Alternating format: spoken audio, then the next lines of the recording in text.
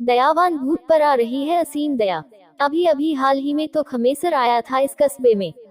ऐसा कस्बा जो धीरे धीरे शहर का रूप ले रहा था। इधर उधर दूर दूर तक निर्माणाधीन बिल्डिंगें बिखरी पड़ी थी।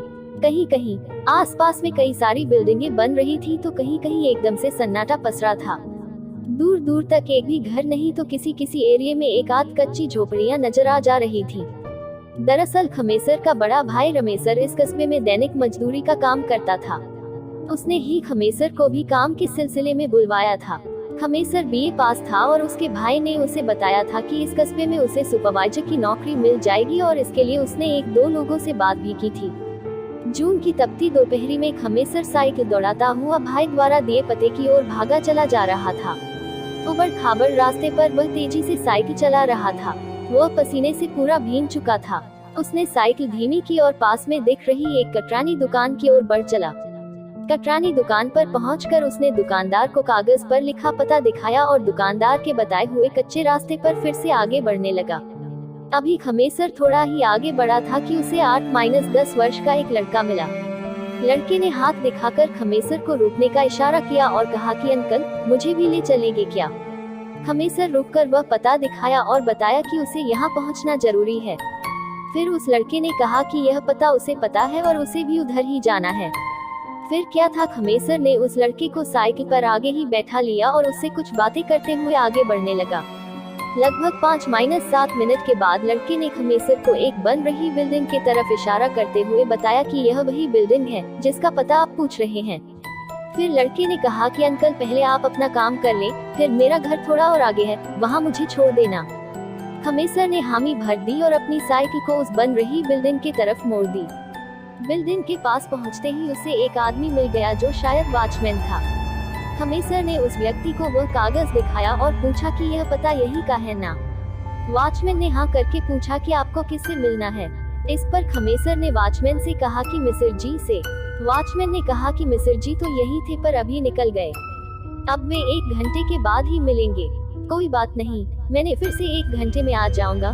जब मिसिर जी आ जाएं तो आप बता दीजिएगा कि रमेसर का छोटा भाई खमेसर आया था। मैं जरा इस बच्चे को इसके घर पर छोड़कर आता हूँ।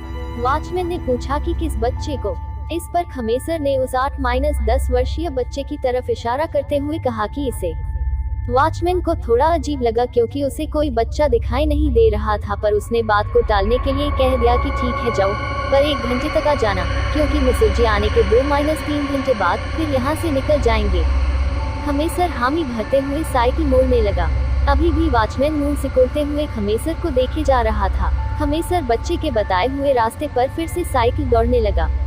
लगभग 20-25 मिनट साइकिल दौड़ने के बाद वह एक सुनसान इलाके में पहुंचा। इस इलाके की जमीन पूरी तरह से उबड़ खाबड़ और जंगली थी। जगह जगह झाड़ियां आदि उगी हुई थी। कहीं कहीं कुछ छोटे बड़े गड्ढे भी थे। खमेसर ने कौतूहल से उस बच्चे से पूछा कि क्या तुम इस इलाके में रहते हो? बच्चे ने हाँ कहते हुए कहा कि हाँ अंकल, मैं इसी इलाके में रहता हूँ। फिर सामने एक खंडहर जैसी जगह की ओर इशारा करते हुए कहा कि अंकल, मैं यही रहता हूँ, आप मुझे यही छोड़ दीजिए, अब मैं चला जाऊंगा। खमेसर के दिमाग में तो मिसिर जी से मिलना है, कहीं देर न हो जाए, यही बात चल रही थी। अस्तु उसने बच्चे से और कुछ पूछे बिना बच्चे को वहीं उतार कर तेजी से साइकिल मोड़कर फिर उसी रास्ते पर वापस साइकिल दौड़ाने लगा। 20-25 मिनट साइकिल दौड़ाने के बाद वह फिर से अपने पते पर आ गया। वॉचमैन ने बताया कि मिसिर जी आ गए हैं और इतना कहते हुए वह उसे लेकर उस बन रही बिल्डिंग के अंदर पहुंचा। अंदर मिसिर जी कुछ लोगों से बात कर रहे थे।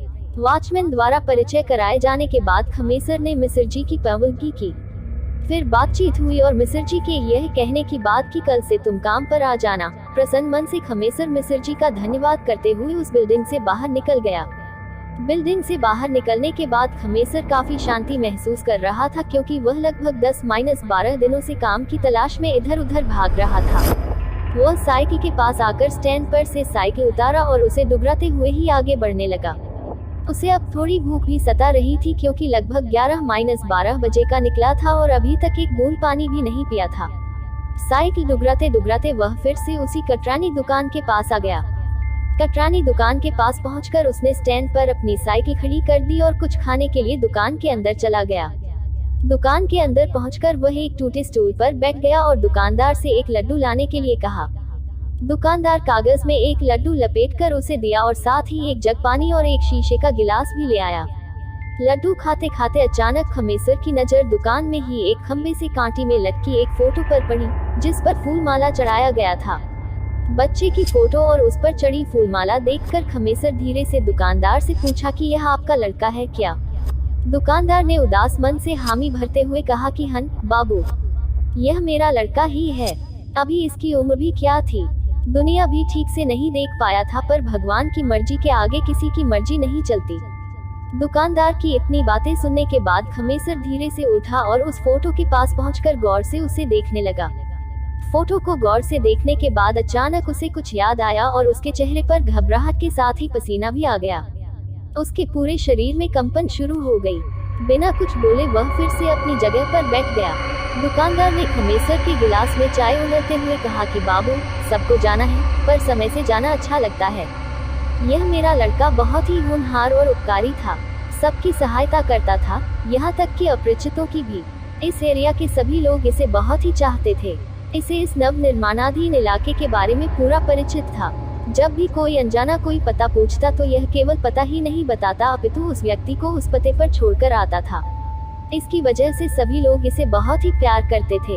लगभग 1 महीने पहले की बात है। एक दिन एक अनगोया अनजाना मेरी दुकान पर आया। उसे उसी जगह पर जाना था जहाँ से आप आ रहे हैं। मेरा बेटा उस अनगोये को लेकर वहाँ पहुँचा। उस दिन उस बिल्डिंग के दूसरे महले पर पेट आदि बांधने का काम चल रहा था। पता नहीं मेरे बेटे के दिमाग में क्या आया कि वह एक पेट पर चढ़ गया।